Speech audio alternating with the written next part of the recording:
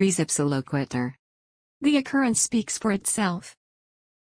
Alex was walking down the street and suddenly a sack of flour fell from the upper floor of a warehouse onto his head. Alex fell down and suffered injuries.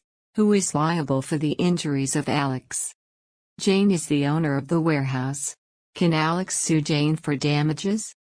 Alex did not see Jane doing anything negligent. So how can he claim damages from Jane? Alex may go to court and file an action against Jane under the law of delict. He may use the maxim res ipsa loquitur to prove that Jane was negligent on a balance of probabilities.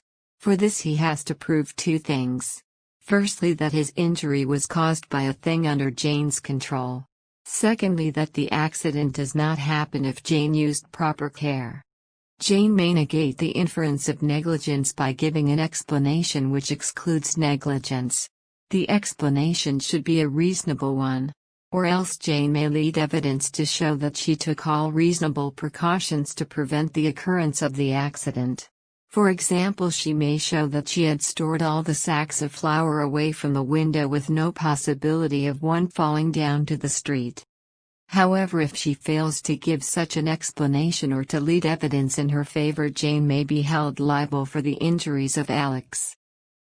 In the case of Byrne vs. Bodle, a similar incident occurred and the court held that the proof of facts of the accident was sufficient to prove negligence of the defendant without any evidence as to how the accident actually happened.